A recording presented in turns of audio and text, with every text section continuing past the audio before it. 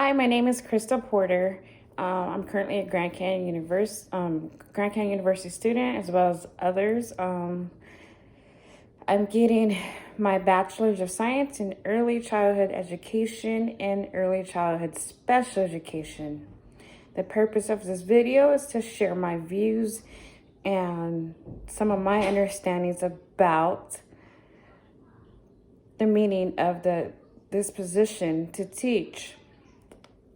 Well, I'm currently a teacher assistant. I work with pretty much K-8, kindergarten through 8th grade. I've worked with SPED. I've worked in a reading center. I've learned several other things. So with that as my background and been doing it for about 15 years, I decided to further my education in education. Okay, so here we go. So the disposition that I possess, I think will make me a successful teacher is to be able to show my dedication. I have to become a successful teacher. I am always ready to learn new things to make myself a better teacher. I am currently in the education field, and I have completed training such as a Zella testing. I have administered a Zella testing.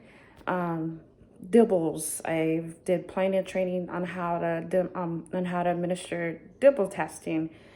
I've completed other trainings as well, as like to learn how to do small groups, especially for my kinder grade level that I'm normally working with. Or usually working with. I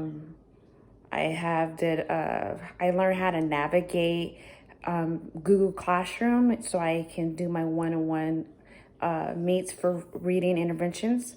I have even reached out to students outside of school, about outside of school activities, I should say, not necessarily out of school, and just gain their interest on learning like their favorite sport, their favorite food, their favorite color. Sometimes gaining that trust with them will make it easier for me to have that teacher-student relationship, and I can relate what they like in my teachings, which would engage them even more. I've learned that to be very helpful. Just to get to know my students. Is the disposition that I would need to work on before entering a classroom as a first-year teacher, I would say, is to be able to identify my students' strengths and weaknesses throughout assessments. I do help with a lot of assessments, and I have in previous years and currently now. I'm learning new things as usual. I'm still not quite fully capable of making a special plan or education plan or finding out what a specific child needs in order to succeed for their education in the classroom. Something I do find myself struggling with, and with me being an assistant, I always refer to classroom teacher, which in my position, that's what I should do.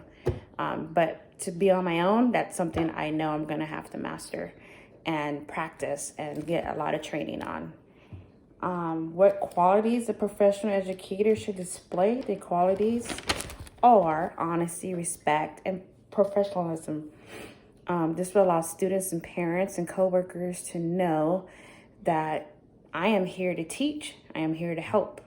I'm not just here for a paycheck. Having honesty, having respect, and being able to help students and other coworkers, and just basically just succeeding with anything that has to do with education. And as far as my colleagues, teamwork. We need to collaborate to make sure we meet the needs for our students. Well, that's all that I basically have to say for today. Thank you for listening.